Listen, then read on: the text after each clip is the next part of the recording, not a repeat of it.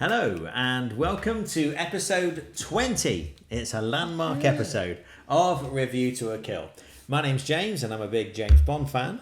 And my name's Tom and I'm watching these movies for the first time. That's right, and every episode we will be looking at a different film from the James Bond series from the point of view of someone who's seen them a million times before and someone who's watching them for the very first time. We will compare and contrast our impressions of said movie. Why are you apologising already? I've got so much kit going on. There's a lot to going be on. used later, coming up in the show. I know on the face and I'm of just it, checking I'm not destroying any of it. I know on the face of it, this looks very slick and well polished and put together. You should see but the actually, it's pile not the of case. wires. I know you'll find that hard to believe. But there we are. Could be a fire breaking out at some point. Maybe. Now, as we say at the beginning of every episode, there will be spoilers. So, if you haven't seen the movie that we're going to talk about tonight, please be aware we will spoil it for you. We don't mean to, it's just the way we roll.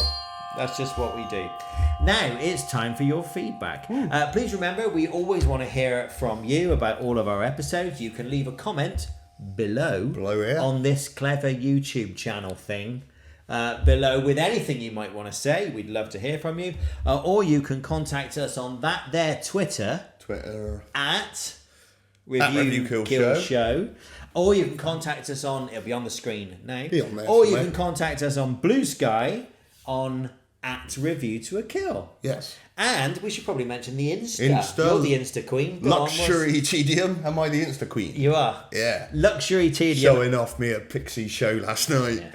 That's just the way he does things. It'll be like James gardening and that. Yeah. For, behind the scenes. In backstage hanging with the Pixies. I went backstage. And me going, I wrote me back gardening. That's pretty much, and this. That's pretty much the whole content there.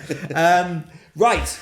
Shall we do some feedback corner? Yes, please. These people, these brave souls, have contacted us with their comments. And we filtered out all the terrible ones and left the good ones, which leaves us with feedback corner.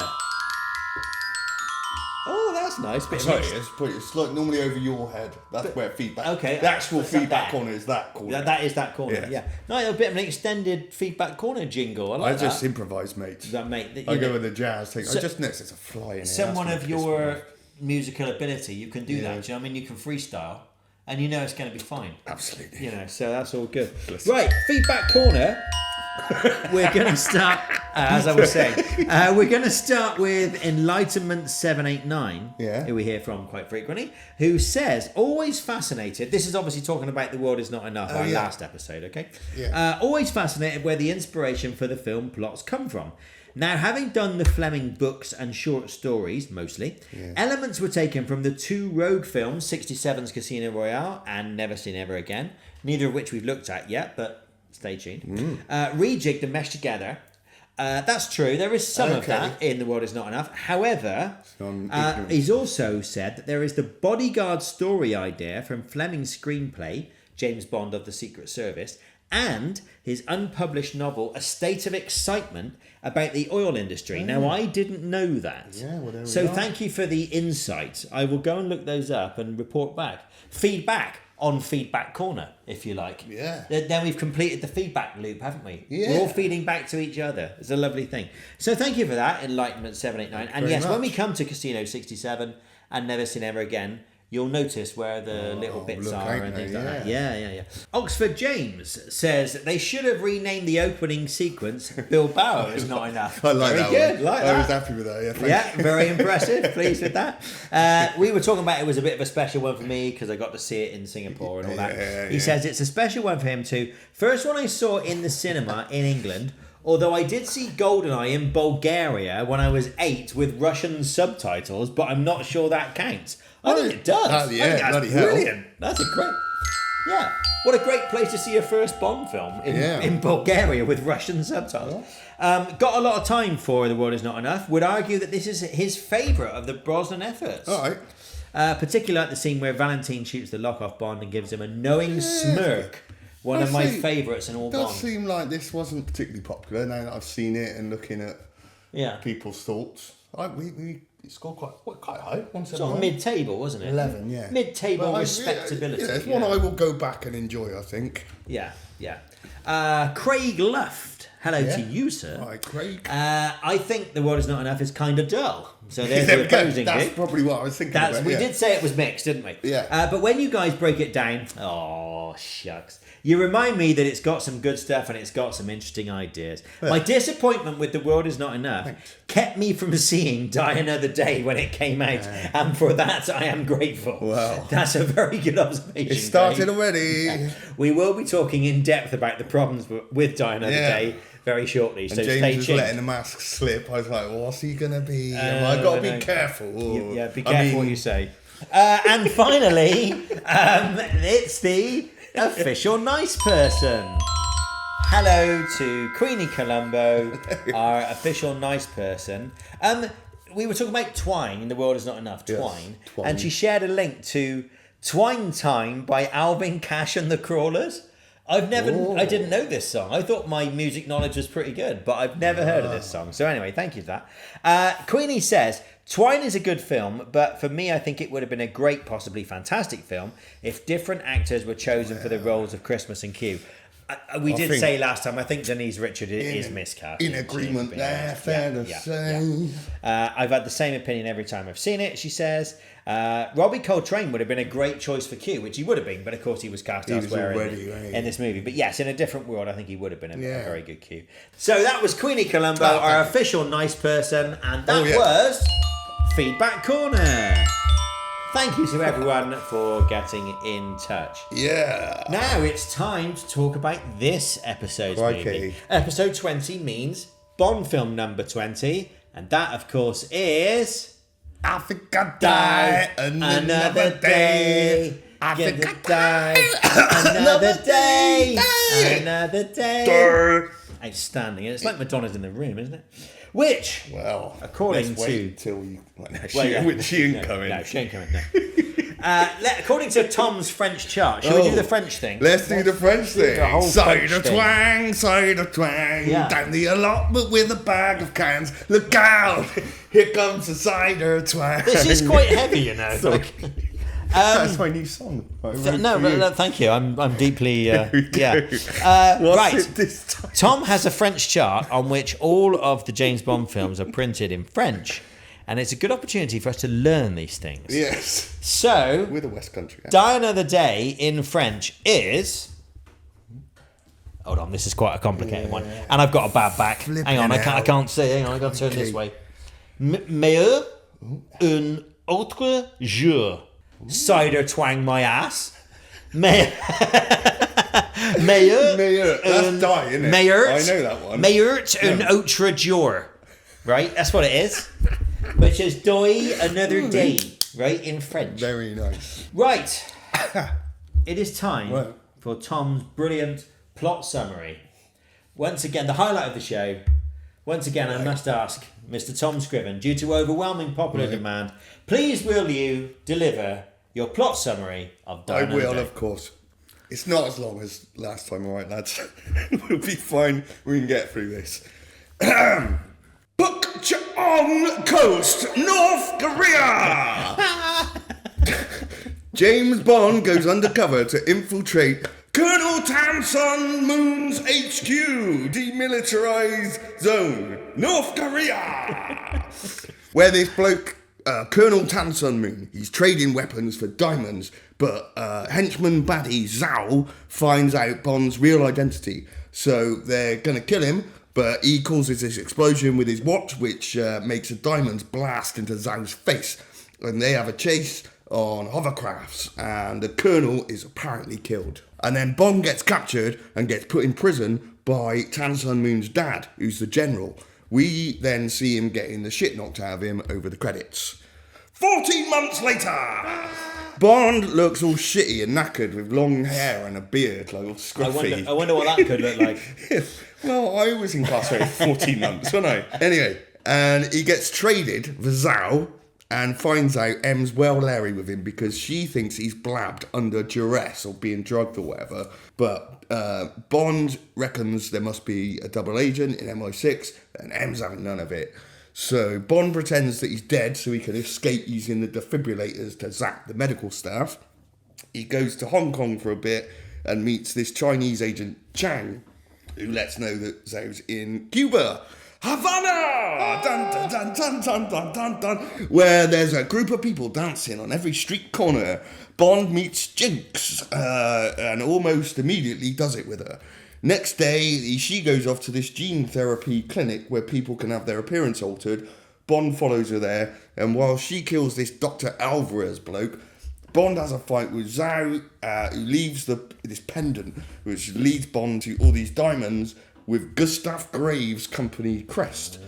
Back in London, Bond meets Graves, Miranda Frost, who's Graves' assistant, and fencing instructor Madonna. Bond and Graves have a fight for cash, and it gets a bit full on, and Frost has to step in and stop him.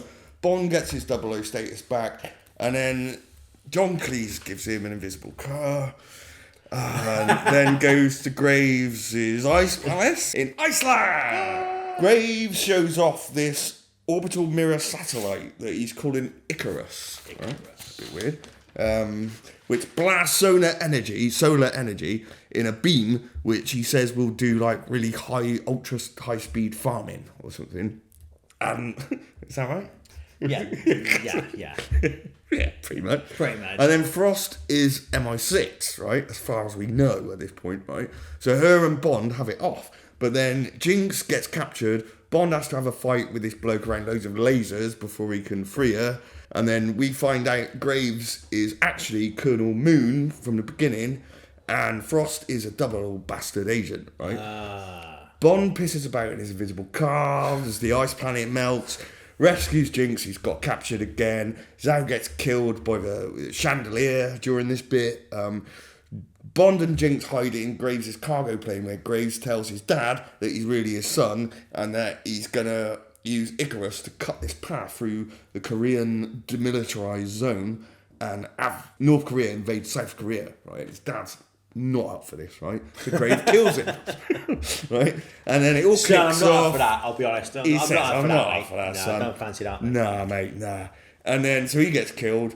It all kicks off in there, right? Loads of fighting. Plane goes through the Icarus beam, gets proper knackered. Jinx kills Frost. Bond kills Grave, disabling the beam. Bond and Jinx escape the plane on a helicopter with diamonds, and they have it off. Would you like some information on this, the 20th James Bond film? Yeah, go on. If you ever say no to that, we're a bit f***ed really, aren't we? Because this is the kind of next part of the show. So I do want to kind of know, yeah. You do want to know. What's happened? What's happened here? Let me tell you what's happened. This is the 20th James Bond film in the franchise from Eon Productions, and is, of course, Pierce Brosnan's fourth, and it would turn out final time playing James Bond, which sadly means it is the final time that we get to see the Pierce Brosnan painface. Painface. Painface. Painface. Electrified Painface.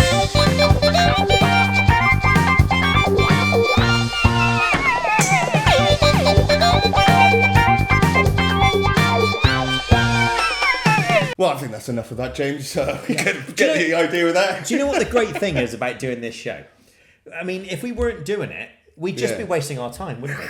You know, we wouldn't be producing such great high quality content. It would just be a waste of a life, wouldn't it? We'd just be, wasting our time on frivolous things. I mean, pointless. Pierce Brosnan for the fourth time as James Bond, and at this time, Jinx is played by Halle Berry. She's the sort of leading lady in this movie. She is an NSA agent, the National Security Agency, by the way. This is never explained what the NSA actually is. The National Security Agency is the intelligence agency of the United States Department of Defense. So it's kind of like the CIA, but for the Department of Defense. Before Halle Berry's casting, Salma Hayek was considered, as was Saffron Burrows, and slightly randomly, Sophie Ellis-Bextor tested for a role opposite Colin Salmon as Bond. Imagine not getting a role in the movie that Madonna did. Halle Berry had just won the Best Actress Oscar for Monsters Ball. She was the first woman of colour to win the Best Actress Oscar, and she discovered that she'd been nominated while she was filming this movie. So she was definitely riding high at this point in her career. Toby Stephens as Gustav Graves. By the way, my wife's, hello darling, favourite Bond villain, Toby Stephens. Right. Can't imagine why. Toby Stephens as Gustav Graves, son of the great Dame Maggie Smith. He has since played James Bond in a series of BBC radio dramas, Toby Stephens. And they're quite good, actually. He's quite good as Bond. Will Yun Lee as Colonel Moon. He's an American actor from Korean parentage. His father was a Taekwondo grandmaster, and he is a black belt, as you see in the scene where he's duffing up the guy in the punch bag. Yeah. Rosamund Pike as Miranda Frost. Now, this was Rosamund Pike's very first movie. She was straight out of Oxford. And her first scene on her first movie was with Judi Dench. That's not bad, is it? Just in your first film, off you go. Just do this with Dame Judi Dench. She, of course, has gone on to have a hugely successful career. Yeah. She has won a Primetime Emmy, a Golden Globe. She's been nominated for an Oscar and nominated for 2 BAFTAs. And by the way, another adopted Bristolian, because she used to go to badminton school just up the road in Westbury-on-Trent. There we are. So we're claiming her as one of us. Yeah. She doesn't sound like it. She hasn't got the cider accent. But she was also the first Bond girl to have been to Oxford University. She read English at Wadham College. So there you go. Rick Yoon as Zhao. He had been in the first Fast and Furious movie that made the year before. So Michael Madsen as Falco. Rock me Amadeus. He, of course, is a frequent collaborator with Quentin Tarantino. He was in Reservoir Dogs and in the Kill Bill movies. He's in Kill Bill, I think just maybe 2. Bigger part in Kill Bill 2. I think he is in one briefly, Hateful Eight. He's still good because he went in like Big Brother and I thought, oh God, is he gone, you know? Yeah. But no, he's still good. He's gone the full Mickey Rourke. Yeah. Now, and he also had a brief years ago he part was in Big Brother. he had a brief part in Once Upon a Time in Hollywood as well. So anyway, very much a Quentin Tarantino collaborator. Yes. So very good actor, Michael Madsen. So he pops up in this as Falco. The return of Bond regulars Judi Dench as M, the head of MI6. Samantha Bond as Miss Moneypenny, M's secretary. Yeah. Her last appearance as Moneypenny, unfortunately. She's a very good Moneypenny, Samantha. Yeah. And a bit underused, really. Yeah. And John Cleese as Q. And this time he is Q, not R. He is actually credited as Q. It's his last time, is it? It will be his last time as well. Yes. I'm not going to do a montage for him. No, but he's only in 2. Montage. Short Talking of cider twang. I was going to say, you take the piss out of my accent. I ain't doing one of these montages. No, it sounds like Judd Trump. Emilio Echeverria as Raul. He was a Mexican actor.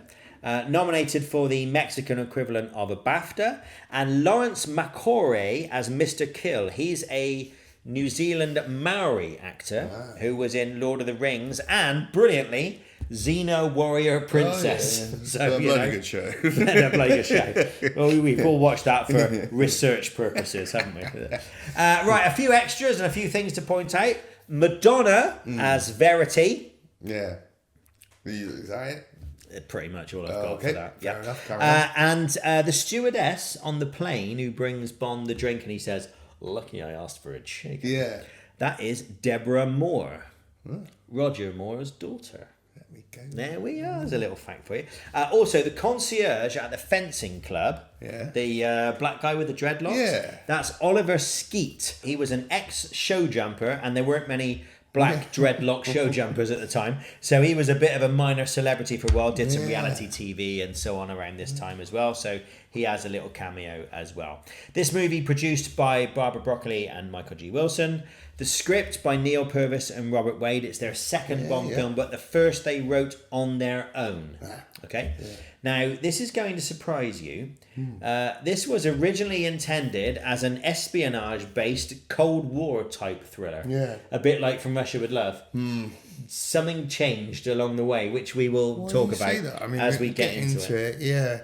I think you can kind of see that more in the first 45 minutes or so, which aren't that bad. No, exactly. We will talk about that.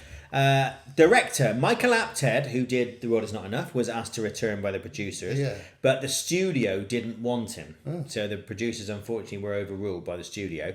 Would have been a very different movie had he made it. So in the end, they went for Lee Tamahori. He had made Once We're Warriors in 1994.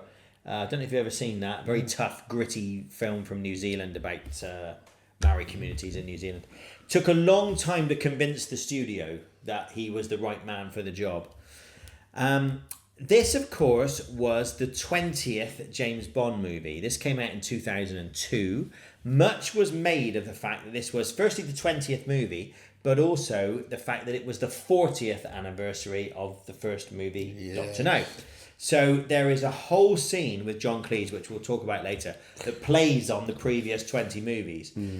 Plus, of course, the scene with Jinx coming out of the water is an obvious callback to Ursula Andress. So you see a lot of these things in the movie. The other thing is, 2002, The Matrix had come out 2 years before and had a big influence on how this movie looked. Right. And some of the effects that were used and those sorts of things as well. So that's why the movie looks the way it does.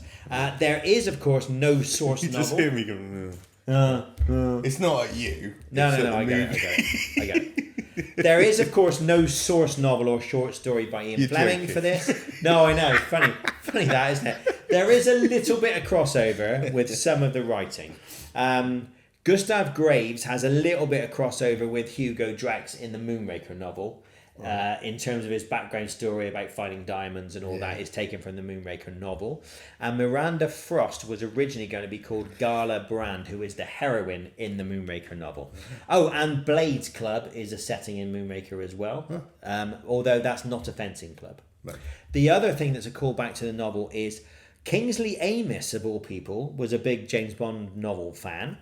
And after Ian Fleming's death, he wrote a James Bond novel in the style of Ian Fleming. He wrote it under the name Robert Markham. It was called Colonel Sun. And the writers wanted to use Colonel Sun as the name for the main baddie in this, but they couldn't get the name, couldn't agree it with Kingsley Amis's estate. So they changed to Colonel Moon. Problems in production, yes, there were a few. Halle Berry was injured during filming when debris from a smoke grenade flew into her eye. You know, one of those smoke grenades they flew off? A little bit of debris flies into her eye. She had to have a 30-minute operation and filming was suspended and all that. The bigger injury, unfortunately, was to Pierce Brosnan, who sustained a knee injury during the shooting of the pre-title sequence.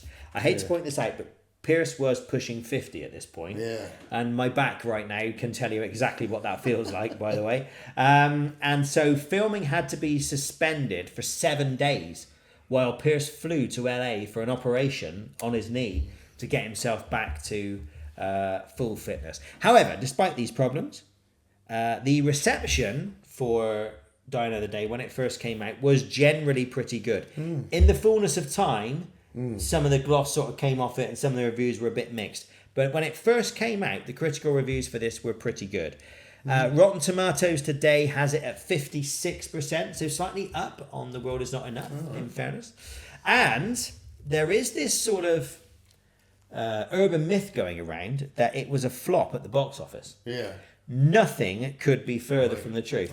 The budget for this was 142 million, which is almost exactly the same as The World Is Not Enough. The box office was 432 million. That's way up from The World Is Not Enough. And in fact, it's the highest box office of any Bond film to this point, if you don't adjust for inflation. Thunderball was higher if adjusted for inflation. But even so, that is a massive, massive figure, 432 million. And a particularly impressive box office, given that it was competing against the second Harry Potter film. So there we are. That's some background to Die Another Day. Would you like to move to the BondBoard? We best move to the BondBoard. That's what we usually do. It's just what people expect of us now, 20th episode. We'll be back to enter the scores for the Bond film in the dueness of course.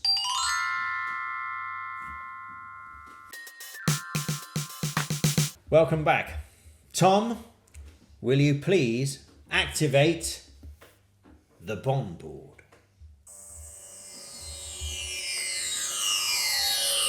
BondBoard activate.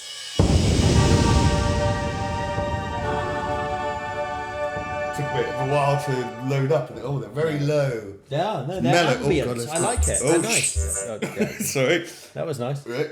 These are the 12 perfect elements of a Bond film, and we shall now score them out of 10. And each of us will compare and contrast our impressions of Die Another Day. We begin, as we must, with the opening sequence. Tom, what do you make of the pre-title sequence? Well, it starts with a bit of surfing in the dark. It's a bit dark, isn't it? It's sort of bit dark. And it looks like it's sort of day for night, shoot it in the day. Turn the darkness on it to make it look. Yeah, and then it gets to, I suppose it's first thing in the morning, because by the time they actually get to the deal, it's daytime. So it's like, why don't you shoot the surfing in the daytime? Maybe they lost the light. Because it looks better at night. Didn't they? It's Bondy. I don't know. It was too dark. I think the opening sequence is okay. I don't know if it's that memorable. I quite like the idea of the hovercrafts going over the mines, which is a real thing, by the way. Apparently that does happen. I think it's okay. I think it's fun. I wouldn't say it's great. I think it's okay. Exactly, it's fine. And I think the only thing it's got going for it that's like a standout compared with anything else previously is the end of it. It's the first time he gets captured and we have the the song play while we're seeing him getting... And I think it is an interesting sequence that... I think whether you like the pre-title sequence or not, it's interesting that it leads into a sequence where we see Bond... It is unexpected. Yeah. We see Bond in a situation that we haven't seen him in before, with him as a captive, in a lot of trouble, being tortured over a long period of time. And it was a surprise. I remember watching the credits when I first saw this movie in the cinema when it came out. And it was a surprise. Yes, I did. I was back in the UK after my various travels. Yeah. And it was a surprise. We're doing this as part of the pre-title sequence. And it's quite interesting. First time we've really seen anything like that. Yeah. So, but not really anything outstanding stunt-wise or inventiveness-wise other than that, I think. So, I've only gone 7. I have also gone 7. Okay. A pair of solid 7s to start for the opening sequence for Die Another Day. Yeah, which, well, we'll see. Yeah.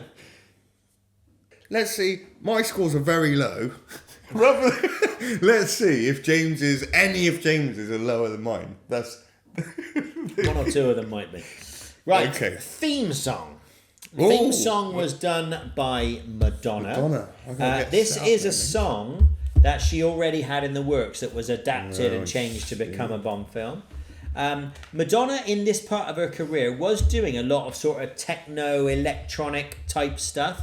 She'd been working with William Orbit. I remember there's a lot of and good stuff around this time. She was. She was making a lot of good stuff at this time, sort of late 90s, early 2000s. Which is interesting, isn't it?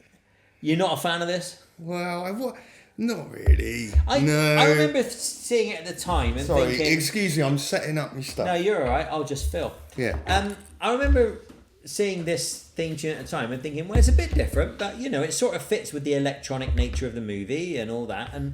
And thinking it was okay, it was okay. I'm not sure it's aged terribly well. It doesn't sound very sort of exciting and new these days, I must be honest. That said... Oh, we have speakers. They're good for hearing things. You nearly dropped that. You did very well to recover. If I hadn't said anything, no one would have noticed. Oh, don't put your back out as well. We're both going to be in trouble. That's a very lovely guitar. It's the mini guitar. It's my little 2/3 job. It's the return of the 2/3 guitar, everybody. Yeah. So...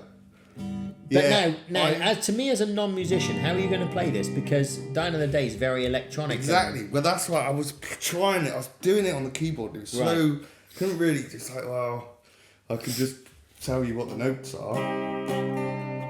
But it was really boring. And then I started playing it on the guitar, and then I got this beat going with it. I thought I'd do a bit of disco. Nice. So we got.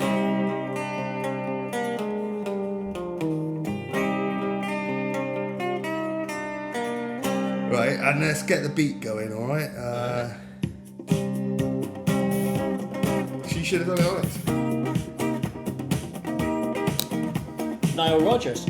Isn't it? Yeah.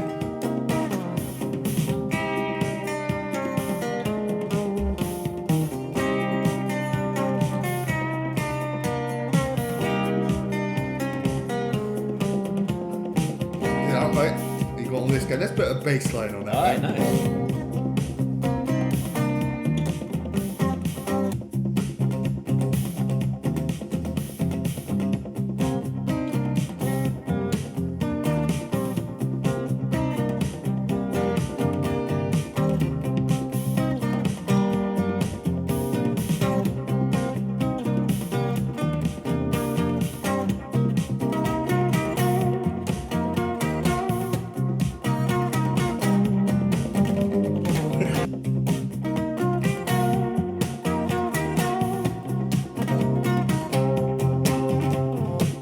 Got all this going on. Sometimes Let's put it into overdrive. another day. Oh, nice.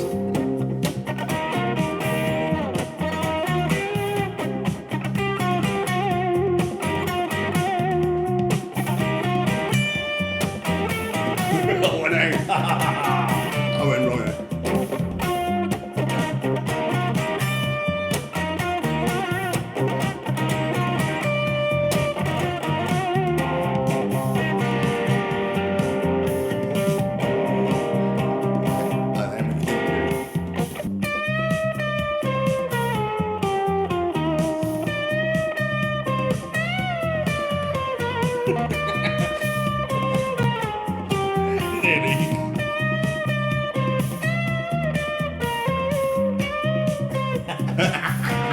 Nice. Do you remember that day Brian May came? Yeah, but no, I didn't. Well, no, because you weren't bumps here, on were the head, you? didn't I? No. But it reminds me of that. Ah, very right. good, very good. And then, if you haven't noticed, what's even more amazing, let's add some more instruments to this. Oh, okay. Let's see what we got here. Strings. Oh. It's only... Ah, it's the ninja music.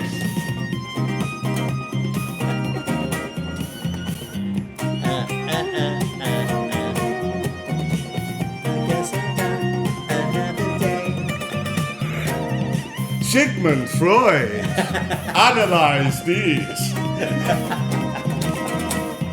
Yeah. So it was ninjas. That's great. It was ninjas all along. It was ninja. What an amazing coincidence. So basically, what we're saying is Madonna should have done the disco. Should have done it in disco. shouldn't Chic she? Nile Rodgers version of this. Yeah. And then it would have all been all right. Yeah. But after all that, we must now ask you to score Wow. the song, and it sounds like you're not a fan of it in its original form. I'll tell you what, You'd rather it was disco-fied. Yeah. Up until this morning, we had a little breakthrough. I thought, I'll try it on the guitar. Yeah. And then I realised it was the same key and tempo pretty much as the ninja music. It's just one chord. It's just in C. It just doesn't. It's C minor. Right. It doesn't change. I was like, wow. Hang on. So, Hang on. But that shouldn't affect my score. No. It hasn't. No. I did think it's my least favourite. It's down there with Man with the Golden Gun, which I give him 3. Really? I was going to give this like 1 or 2. Really? And I like Madonna. I like Madonna. So yeah, really weird that it just felt a bit like half-assed Madonna stuff, really. So I'm going 3. Wow. I was a bit more like once I felt in a different. Yeah, it's actually fun to play on the guitar. Can I just point out, you've said 3 for Madonna's Down of the Day. Yeah. You did give us 7 to All Time High by Rita Coolidge. Oh, there we go. Wow, that's bold. I stand by it. Okay. Don't care. I like what Madonna was doing at this point, although this is not the best effort. No. I don't think.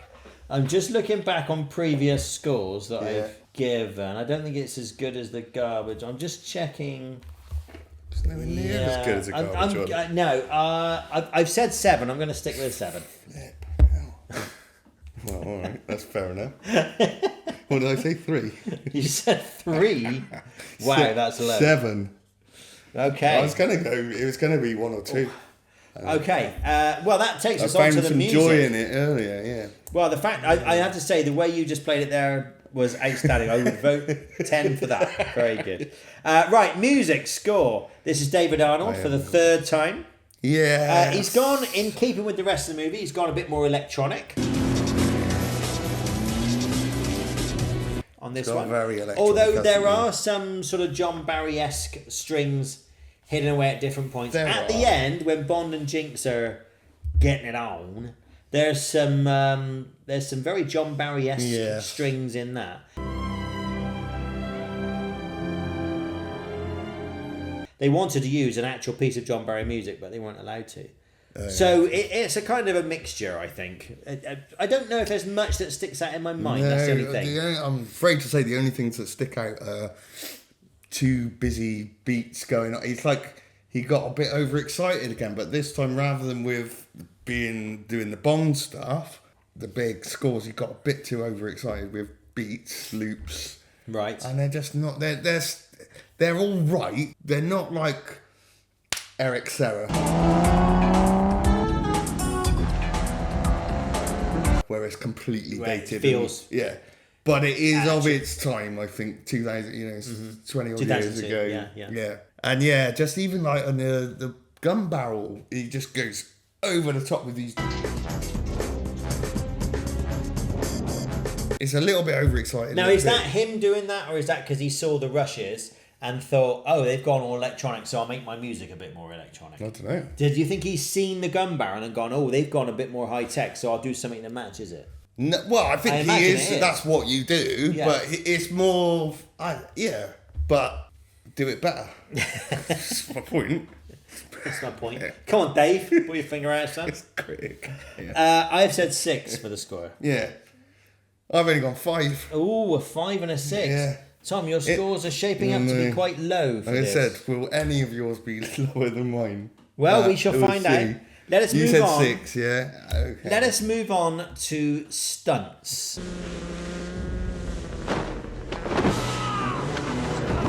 Now, I think at this point we need to address the elephant in the room.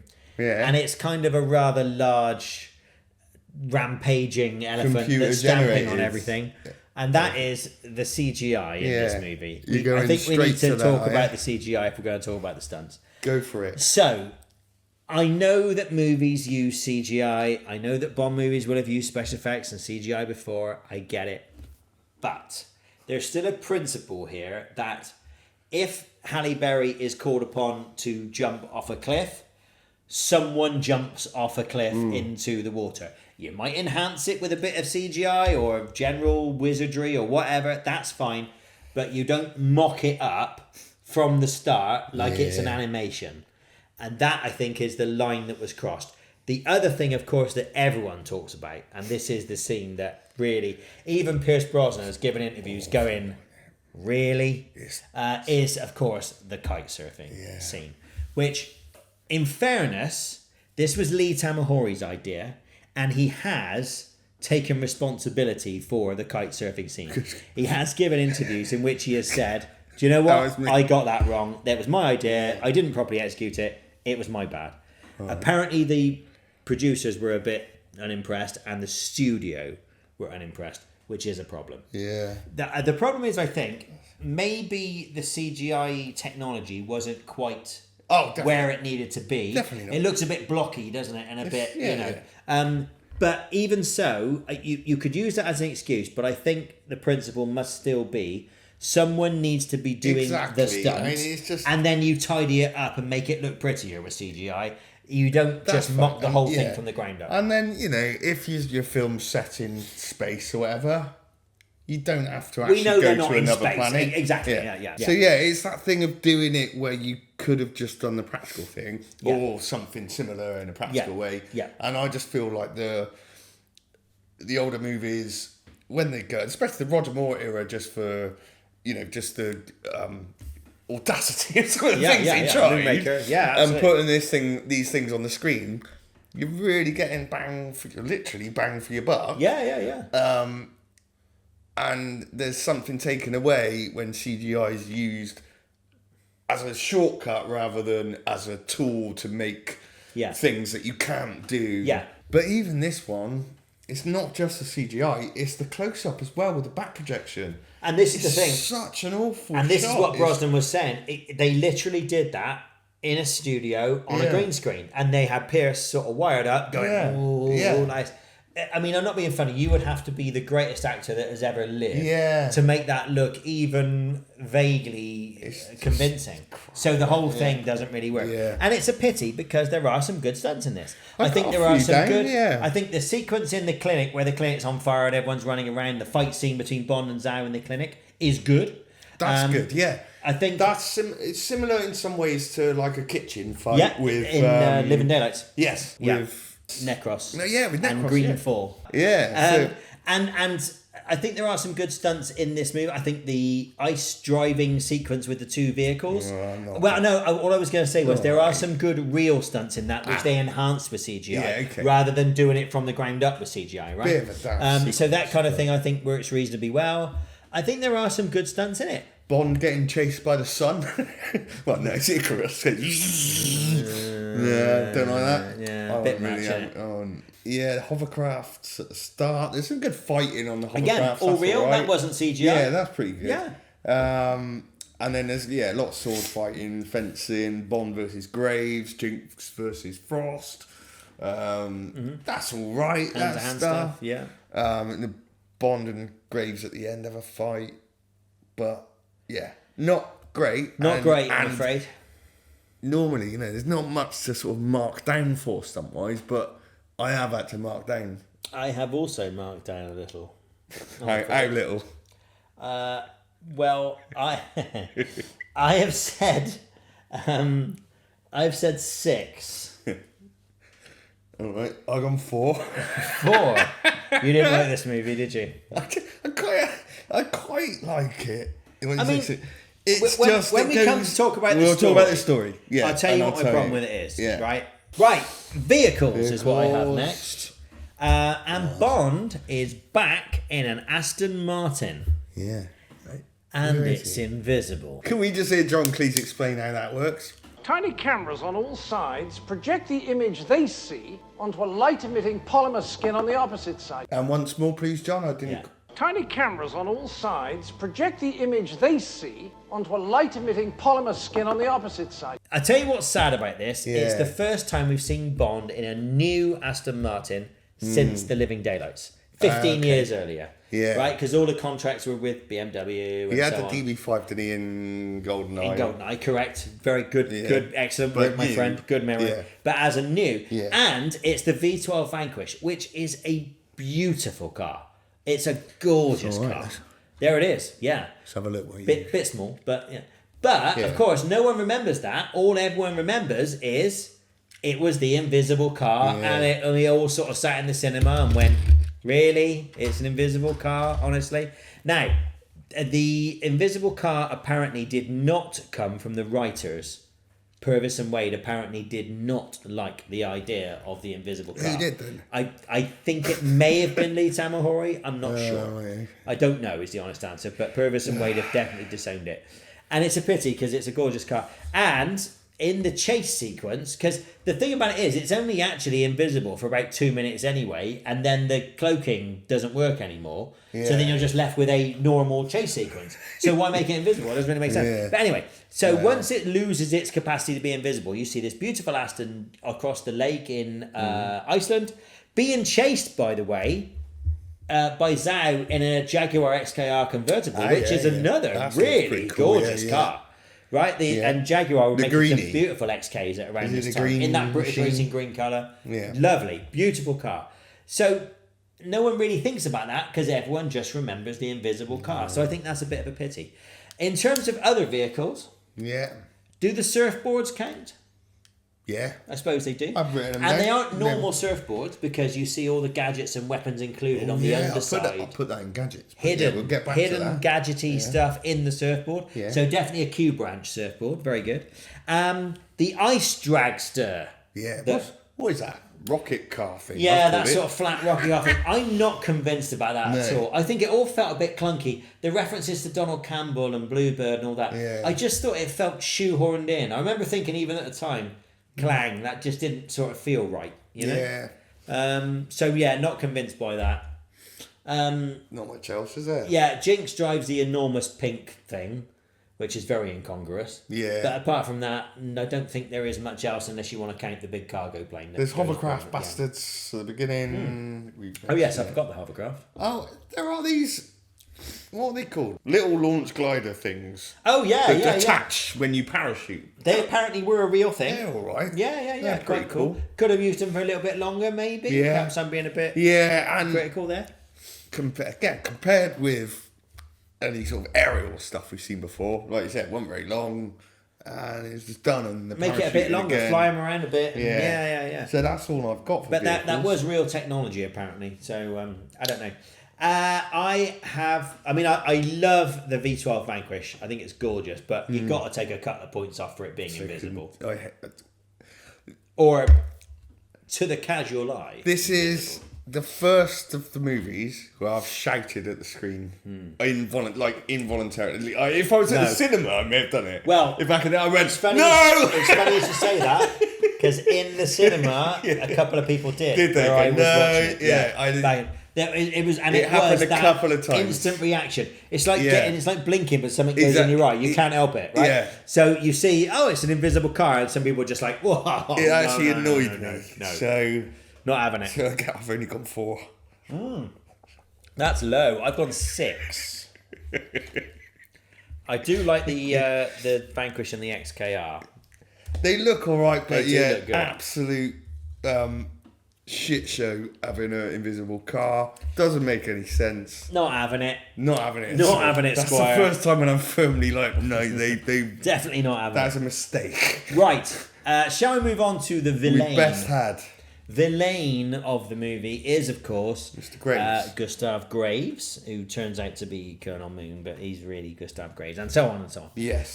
Some crossover here with Hugo Drax from the Moonraker novel, not the film. A British hero that everyone loves, a businessman, an entrepreneur, etc. Apparently, elements of sort of Richard Branson and high-profile businessmen were taken as well to create Graves. The kind of... They didn't go for Alan Sugar. No, or Philip Green. The sort of swaggering wide boy entrepreneur, isn't he? But anyway, I got to say, I think Toby Stephens has a lot of fun with it. He's good. And I like him. And does a pretty good job. And yes, I know he's a bit over the top and chewing the scenery, but it's a Bond film. Yeah. He's the main villain. If you can't chew the scenery then, when are you going to? I'll say, he's good fun, but the actor's good fun. Yeah. See, this is like the contrast between I quite like Alan Cumming, but I didn't like his choices he made as Boris. But I thought the character of Boris is good, and he's obviously essential to the story of GoldenEye. Yeah. This is more like I like what the actor's doing. Same for Halle Berry, who to get to. Yeah. But the material they've got in top notch, is it? No, it's not. They don't give him great material. I think Toby Stephens does the best with what he's given. Yeah. And I do like the way he develops that sort of sneer. Yeah. He does have that very condescending sort of thing that he does. Which I think, again, suits the character pretty well. Yeah. So I think he's good. I have to say, I do like him. And yeah. It's a bit odd. Of his time, perhaps. But that's not a bad thing. And the stuff about him not sleeping and there's a press conference with outside the best Buckingham Palace. actors in that press conference. You seem to work 24/7. Is it true that you don't need sleep? Aren't you trying out for a place in the British Olympic fencing team? We hear you've been training furiously. Perhaps they were real pressmen they got just to fill in. I think they were. Just unconvincing extras. Yeah. Okay. Well, there we are. I have said 7. I think he's a pretty acceptable villain. Yeah. I've gone 6, so this is one of my higher scores. I've outscored you again. Yeah. Although by less this time. And also, it's a bit... Do you like his super suit at the end? No, I hate it. We're going to talk about that later on. Oh, we'll talk about that later. Okay. No, I hate it. In fact, that's why I took one of the marks off. Oh, I see. Okay, that's fair enough. Right, Henchmen is next. Yeah. Now, I'm going to come to the defence of Die Another Day here. Because I think Zhao is quite an interesting henchman. I think he's got the distinguishing feature which all good henchmen should have, right? If you think about the last couple of movies, The Henchmen, we've scored reasonably low, both of us, because they're fairly unmemorable, really, aren't they? Right, they got that right. A guy with diamonds in his face, you're not going to forget that, are you? I'm not. Remember, imagine James Bond sitting round in an old people's home when he's like 90, talking about with Felix, talking about their missions or whatever. Coming to Amazon. Sure, 2027. Yeah, that'll be one of the spin-offs. Yeah. And do you remember Stamper? No, you do. Blonde guy, German twat. tall. Do you know how many tall blonde guys I've killed? No, I don't remember Stamper. Whereas Zhao, you're going to go, Zhao, he was the one with the diamonds in his face. I remember him. Yes, I remember him. Yeah. So I think I like him. I think he's distinct. He's all right. He's got a good look. He looks good in the fight scenes. He was a martial artist and all that. I think he looks really good in the fight scenes. Yeah. Painface. Could maybe have done a little bit more with him. I think his death comes quite early for the henchman. Actually, There's quite a lot of movie still to cover at that point. Yeah. Although it is quite a good death. I like the way you see the chandelier go in and loads of blood come back out. That's quite nice for That's a 12. quite nicely done for a 12. That's about as far as they can go. So yeah. So I'm going for a reasonably high score for hang on a Zhao. sec, because we've got we got Mr. Kill. Mr. Kill is a bit forgettable, isn't he? Completely forgettable. Yeah. With the shittest name. Just Mr. Kill. They may as well call him Mr. Baddie. Mr. Baddie. Mr. Bastard or something. Yeah. Although again, good death. They shot the laser through his mouth. Painface! And all that. Good death. So, the henchmen have got to have a good death. Yeah. There's a bloke called Vlad who's he's more like Gupta in... Yeah. The other one, he's tech support. Yeah, he is. He's henchman tech support. Hello, henchman tech support. Yeah. He's all right, but again, forgettable, not used enough. Yeah. Not in it enough. Yeah, no, I agree. Got a good and look. actually, he has a couple of quite good lines. He has, but they don't really give him enough to work with. So I have said 7 for henchman. Yeah. You've said -2, presumably 1 or something. I got 6. I quite liked Zhao. Yeah, Zhao. I do like the diamonds in the face. I think that's a good look. Yeah, it is a bloody good look, actually. Yeah, and memorable. And again, if you think of the casual fan like my wife, she would go, "Oh, they got diamonds in his face, guy." Yeah. They do need something, metal teeth or whatever, don't they? Yeah. We normally talk here about some of the other people in the movie as well. Yeah. I would like to give a mention to Raul. Senor Echeverria in Cuba, Bond's contact He's very in Cuba. much a character like Karen Bay. Karen Bay, yes. Or the father of Diana Rigg in... Oh, yes. That kind of character. Draco. Yeah. Marc-Ange Draco. Yeah, he is a little bit like that. And I really like Raoul, I have to say. I think he's a very underrated Bond accomplice. I think he's brilliantly played. Yeah. I think the actor does a fantastic job. And he's very sort of a bit like an older Bond in some ways. You can see he's a bit cynical, but he gets a job done. He's quite cool. He's quite sort of, I still have some friends in high places. I'm going to fix this for you. I really like the way he conducts himself in this movie. I think he's great, personally. I find that the agent Chang who's in the hotel. Yeah. It looks like they're just hiding in a wardrobe. There's all clothes, Yeah. And they are just literally hiding in the wardrobe. What if they want to go in the wardrobe? I know. They're like, shit. Mr. We didn't Bond. think of that. Like he has to smash the mirror. The hotel now has a wardrobe cleaning service, Mr. Bond. And Chang's like, I got to clear all this up now. I know. Why don't you just tell me can you send a maid to room 112, please? Yes. But it's like, Chang, what are you doing hiding in the wardrobe, mate? Mate. You need two-way glass and a secret room. You can't just have one. Shades of From Russia with Love in the bridal suite behind the reversible mirror, isn't it? Exactly. It's all a bit. But they got a secret room. It's all a bit kinky, isn't it? They didn't put that in the wardrobe at the bridal suite, though, did they? That's what I'm saying. No. So I also just noticed Michael G. Wilson Yes. Giving himself the part of a general this time. Yeah, a general with a moustache, please. Yeah, fair enough, Michael. Fair enough, Michael. You're the producer. Right. Location is the next category. Zip down some of the locations quickly. Yeah. Good use of a number of locations in the UK. Great use of London, by the way. Yes. I think some lovely shots of London. There's Always a great good to shot see on the big screen. where he goes to that secret entrance that you see Big Ben in the background. So, oh, hello. Been there. Oh. I have been through that door. Oh. So, would you like to know? Was So it like that's what? on the southern side of Westminster Bridge. Yeah. Did right? you meet M? No, sadly.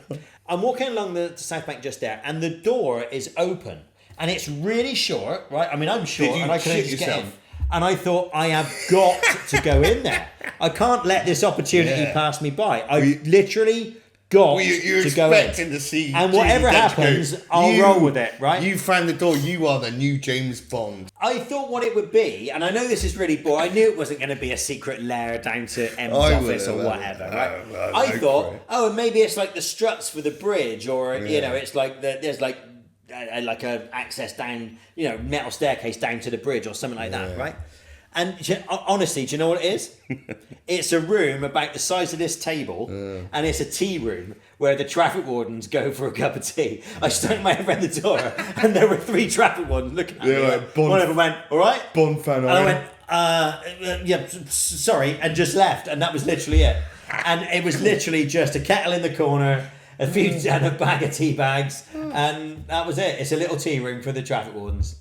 So isn't that tremendously disappointing, as life so often is? Yeah. Anyway, North Korea in the pre-title sequence, they couldn't go to North Korea for obvious reasons. So they used the army base at Aldershot down in Hampshire, which doubled for North Korea. Yeah. They did not go to Havana. No. Everything that was in Havana was shot in Cadiz, in Spain, right in the very far southwest of Spain. When you see Bond walking along the front, that's a very famous beach in Cadiz. Apparently, when Halle Berry came out of the sea and shot her Ursula Andress type scene, apparently it was absolutely freezing that day, and there were like people ready to dive on her with blankets and dressing gowns and hot water bottles and stuff. They did go to Iceland for the car chase, so that was filmed in Iceland, the actual car chase. There was no they did some exterior shots of ice palaces and things, but the ice palace interior was all done in the studio. But they did do the car chase on the ice, a frozen lake in Iceland. That was a genuine thing. The surfing, they did the long shots in Maui, in Hawaii, though none of the principals went there. Those were the surf doubles, and the second year when they shot those. Some of the surfing beach shots were shot, I'm delighted to say, at Holywell Bay near Newquay in Cornwall, which is very nice. Yeah. Very lovely part of the world down there. And some of the inside shots for the Diamond Mine and the Ice Palace, you know, the inside when Jinx is sort of zooming up the inside of the dome thing. Do you know what that is? Also in Cornwall? It's the Eden Project. And if you haven't been to the Eden Project, you must go. It's fabulous. It's absolutely brilliant. But most of the interiors were at Pinewood, including all the interiors for Blades Club and the interior of the Ice Palace and so on as well. So what do we make of the locations? I quite like this one. Well, I quite like there's quite a bit of variation. Yeah. Sets aren't particularly memorable or anything. We haven't got a Ken Adam type volcano or anything. But nothing annoyed me except the other categories. There isn't a big set for the final climax. That's not. No, they're like a little plane inside the volcano or whatever. It's all set in the plane, which is different, but I'm not entirely sure it works. So what you saying? I'm going 7. I'm also said so. Right. So we've had a match. Still, James is not outscored me. Well, yeah, but there we are. Now we return inexorably to the matter of the story.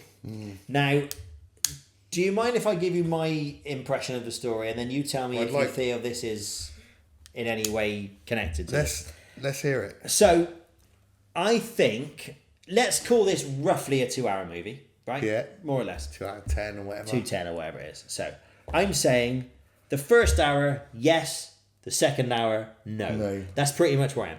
I think, for all that this movie gets absolutely slapped, right, and criticised and whatever else.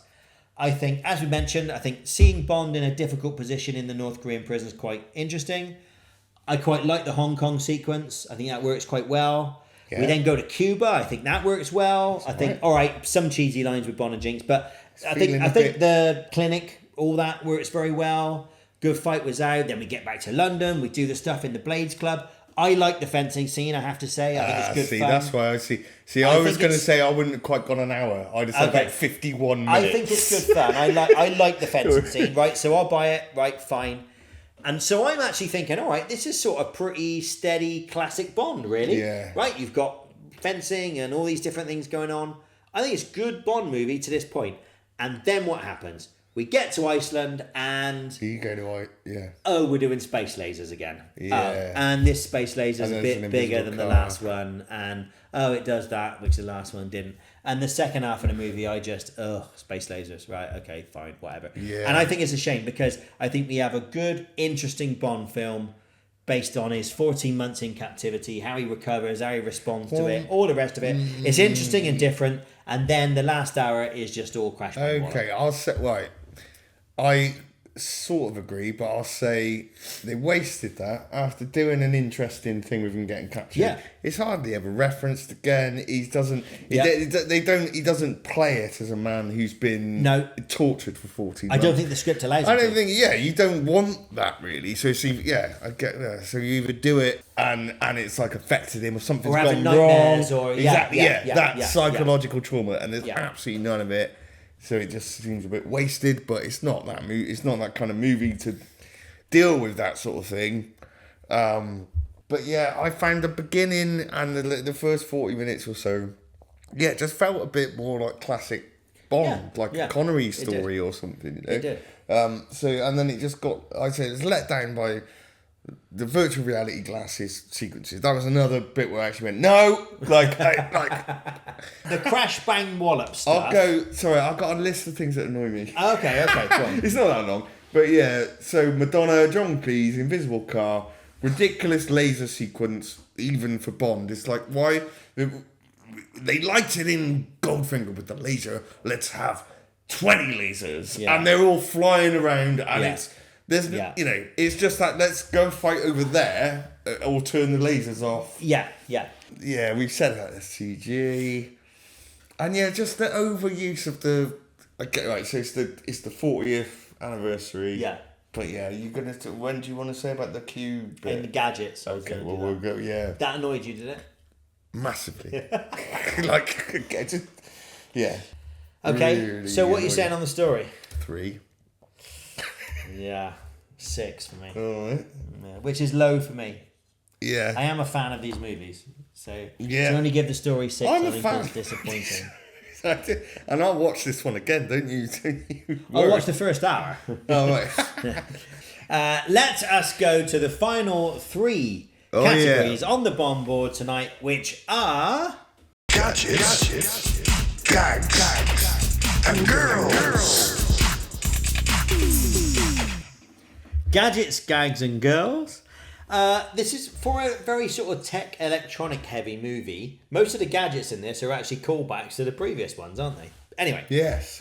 There is a new watch for Bond, and of course, this being the 20th movie, Q actually says to him, new watch, your 20th, I believe. Oh, okay. Which is a sort of callback to that. Now, the scene in Q's laboratory, I know you don't like it, but we must talk about it. It's a sort of historic Bond gadget fest, really, all tucked away. So, just very quickly, one of the wings and the tail fin from the mini-jet in Octopussy are there. The Snoop machine, the little canine dog thing from A View to a Kill. I didn't see it. That's tucked away in the left-hand corner. Some burnt-up mannequins. Can find all these, I know. Some burnt-up mannequins. I don't know why there's burnt-up mannequins in there, but there are some films. They're just stuff that get, from experiments with blow torches and flamethrowers. There are burnt-up mannequins in lots of movies, so I don't know. Maybe the Moonraker when they're shooting laser gun. Yeah, that's what I was thinking. Yeah. The crocodile submersible from Octopussy, the one you made me dress up as, you bastard. There is a stack of gold bars from Goldfinger. The weaponized bagpipes from The World Is Not Enough. Anyway. The ski pole rifle from The Spy Who Loved Me's pre-title sequence. The rope gadget that the guy climbs up and then falls down from Octopussy. Yeah. We're nearly there. There's a jetpack. The red telephone on M's desk. Oh, okay. In various Roger Moore era films. The suitcase from Russia with Love, which Pierce sort of fiddles with. And right next to it, of course, is the shoe from the film that was shoe very that he smells. prominent. The jetpack, as you mentioned. Yeah. And then the body of the mini jet from Octopussy is separate. They've sort of taken it to places. So those are the sort of historic gadgets that are going on in this series. There may be others, but they were the ones I could spot. Oh, okay. Well, What other gadgets have you got? Well, we briefly mentioned the surfboard with like storage, which you put knives and C4 in. Yeah, brilliant. And there's like a little pop-up radar. What's that thing do? An antenna. Yeah. Good, nice. That's all good right in the beginning. Yeah. Sam's got good internet on his phone in 2002. It's very impressive because he wasn't using WAP, was he? Yeah. Oh God, that was what it was. WAP. God, yeah, remember that?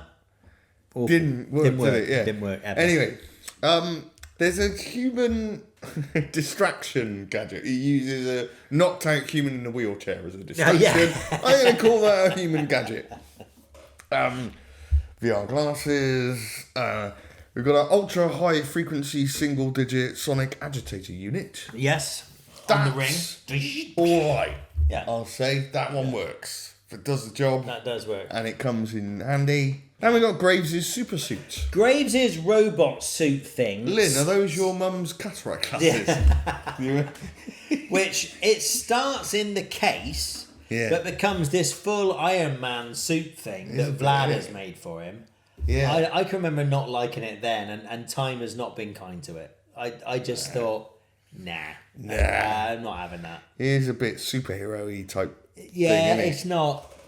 We don't need that in it's a all James gone a Bond bit silly, movie. hasn't it, really? So, no, I'm not a fan of the robot suit thing. No. I think that's all I got, mate. Mm-hmm. And what about a score? And I'm only saying 5. I was put off by all the nostalgia. I like the nostalgia. I thought the modern gadgets were the problem. Too much of it. I've gone 6. Right. I didn't like the robot suit thing, so I'm taking points off for that. Okay. I like the nostalgia, personally. Okay. Which takes us to gags. I've written quite a few here. I've got a few. Go on, you go. Should I go? Oh, yeah, go on, you go first. Well, we got Saved by the Bell. Yes. To no one again. Bonus To no points one. to no one, as always.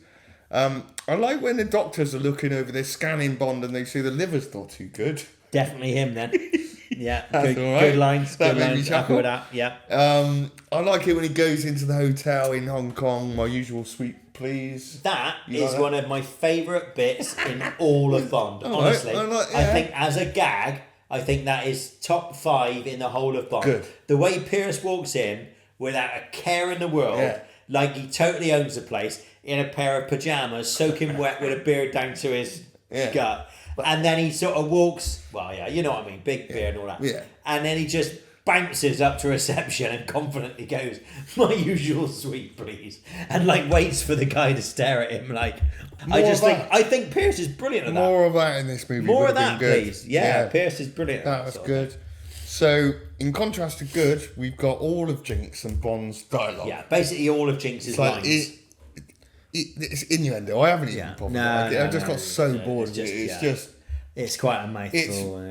God, yeah. And again, they feel shoehorned in. They don't Exactly. feel natural. Yeah. The first conversation they have. They don't feel natural. Actually, no. That first conversation, that is very much like when I'm picking up a lady, and it always goes. It always Right, goes. Dornan? I'm gonna stood there with my binoculars. All right. Yeah. Don't mind me. This is totally normal. And then they end up in bed with them. Yeah. Yeah. You know, we've all done it. Yeah. I know. That I is don't ridiculous. like that scene either. I do like the rude South African guest. Yeah. What the hell do you want? I don't need no wheelchair. No. And he goes, what? Now you do. Now. Yeah, I like that. Good that. Most of the Q scene is one long gag. I mean, you've got John Cleese. You might as well get him doing one-liners. I didn't like him doing the flesh wound bit. No, that wasn't very good. That made me wince. I thought the the line about you're cleverer than you look. Yes, better than looking cleverer than you are. Yeah, That I thought was quite right, good. Yeah, happy with that. What else have I missed? A lot of fencing stuff. There's what's Oh, the yeah, point? about the point. Oh, yeah, and Tip. they do that a few times, or a couple Don't of forget times. to keep your tip up. Or Yeah, that's how I've been known to keep my tip up. Yeah, He means his cock. Talking of, I don't like cockfights. He means this cock, Mr. Partridge. Yeah. And then I don't like cockfights, Madonna says, in a good. very flat wooden way. Yeah. You should be able to shoot through that in about an hour. And then the gun's Bond's not even got in the car or done set it up or anything, got his fingerprint identification. No. The guns are shooting off. Yeah. It's like, So does that mean if anything that goes in front of the... if a baby were to just... Mum with a buggy, you know. If you park it up next to some swings. Yeah. No! Kid. Yeah, that was a bit weird. Yeah, it was a bit. One line I thought that did work was Yeah. when Bond is kissing Miranda. Yeah. Are we still being watched? Oh, they left ages ago. I think that's all right. I'm happy with that. City, yeah. Bit of shithousing, Yeah. that's okay. Mr. Kill, no, that's a name to die for. Yeah. You know I've missed your sparkling personality. Yeah. And then he goes, no, how's that for a punchline? Not bad. Not bad. Global warming, such a terrible thing. I like the when Bond uses the ice dragster to outrun the tidal wave. Yes. And Vlad goes, "Hey boss, he beat your time," Oh, yeah. and Graves just sort of glares at him. Yeah. I did like Graves going, "Oh look, parachutes for the both of us." Not anymore. Yeah, that was quite I good. thought that was all right because I thought that was very much in keeping with Graves's character. Bastardry. You know? Yeah, that's all right. And then that leads to Time to Face Destiny, Time to Face Gravity. Yes, yeah. It was okay, you know. Yeah, it's fine. All right. And I guess also the final scene with Jinx and Bond with the diamonds, when you hear them going, Flipping heck. it's got to come out sometime and all that sort of thing, which... Wiggle it about a bit. Yeah. But it fits so nicely. Okay, I guess that's really like Christmas only comes once a year, isn't it, really? Yeah. So, I mean, there's a mixture there, some really good ones and some real clangers. So, what are you saying? 5. 6. Right. Yeah, because again, I liked some of them, and the ones I didn't like Are were particularly bad. And John Cleese. They are particularly bad, yeah. Which leads us to the girls. The main Bond girl, of course, in this, or the female lead in this, is Halle Berry. Interestingly, as a result of this movie and the success at the box office, people don't remember how successful this was at the box office. There was going to be a Jinx spin-off. Flipping heck. Honestly, yeah. And Michael Madsen was signed on to reprise his role as Falco. Apparently, Javier Bardem was connected to this at one point as well. However, it was all cancelled in 2003. Due to people coming to their flipping senses. No, the story that I read was that MGM got cold feet because there were a couple of female-fronted action movies that hadn't done as well as expected. The second Charlie's Angels film, Full Throttle, was around that time. And the second... Turns out people are bored of women action. So, one of them's fine, but the second isn't. Yeah. So the second Lara Croft came out as well and wasn't as successful as the first. No way. So apparently that's why they got cold feet. We'll stick Second to the Lara man. Croft, by the way, starring a young Daniel Craig. There we go. Ooh. Yeah, exactly. Find out next episode. Yes. Halle Berry, what do we think? I mean, I think she's pretty good, although some of the dialogue they gave her was not the best. Yeah, she's pretty convincing in the fight scenes. She looks She's good in the alright. action and all that. She looks great. It's the dialogue, Halle isn't it? Berry's she's great, and in other movies, she's done some shite, hasn't she? A Catwoman movie. Was she in the Flintstones? Or am I can't remember. I don't think I've know. seen it. She was. I thought she was good in Swordfish. Don't forget, she'd won the Oscar at this time for Monsters Ball. She was. She's very good really at that. good, Yeah. and she's again. It's like the opposite of the Boris thing. Like I was happy with the actress, and she just had lines Shit were just lines. like, oh my word. Yeah. Some of the lines are not the best. The other main female, of course, in this is Rosamund Pike. I think she does really well for a first movie. She's a better actress now than she was then. Yeah, I didn't realise that was her first film. Yeah, no, first film, straight out of uni. And I think I'm right in saying, I don't think she went to drama school. I think she had like a conventional education, but acted while at Oxford and got into it from there. So she was very inexperienced. So I think she does pretty well. She has to do a lot of different things because obviously she's a goodie and then a baddie. I don't think she's quite as convincing as a baddie. Yeah. But, you know, for a first go, Christ, she has to do a lot of stuff and she does it pretty well. So what are we saying for girls? Well, unfortunately, through no fault of the actresses, I've only gone 5, and that is down to the writing, down to the characters. Yeah, I agree. I think Jinx is a bit annoying in places, so I've gone 6. Okay. So I did score lower or the same as you. All pretty well all the way through. Yeah. Well, let's combine those scores and find out, shall we? Let's do some maths, and we will be back in but a moment. Okay. Welcome back. We have done our maths, and we have an interesting set of scores, actually. So, I've inputted your data. And why are you doing it so much longer? I'm just excited. What's going to happen? Tom's very excited about these scores. So, I have scored it 77. Which I think is one of my lowest scores, maybe my lowest score. And you have scored it, Tom. 60. 60 out of a possible 120, which leaves Die Another Day with a score of 137. And I'm afraid there's no easy way of saying this. That's last. That's last. That's 20th out of 20. Stone dead last. The previous bottom was 143 for Doctor No. Now this is interesting because I know you didn't like this movie and I understand all the reasons why and I get it and I scored it quite low as well. But our whole thing has always been it's not necessarily the best film, it's the Bondiest film. Hence why we don't think Doctor No is the worst Bond film, but it was always at the bottom because it didn't have the big gadgets and the big stunts and the big all that sort of stuff. And yet, this movie does have all those things. It does, but I think... And yet it's bottom. Because I think it has a lot of it, and it misfires on, It has those things, but it doesn't do them well. It doesn't do them well. Yeah. Which is worse than not having them, I think. So those are our scores. Look, do you agree? Do you disagree? Maybe you do. Maybe you don't. Let's pretend we care. Please do send us your comments on YouTube. Underneath this video in the clever comments section. Don't forget to subscribe, please. We would like some more subscribers. And don't forget to send us your comments, your thoughts on the social media channels, on Twitter, on @ReviewKillShow, on Blue Sky, at Review to a Kill, and on Instagram at Luxury Tedium, which is the name of Tom's marvellous production company, which produces this incredible high quality content. The CEO of LT.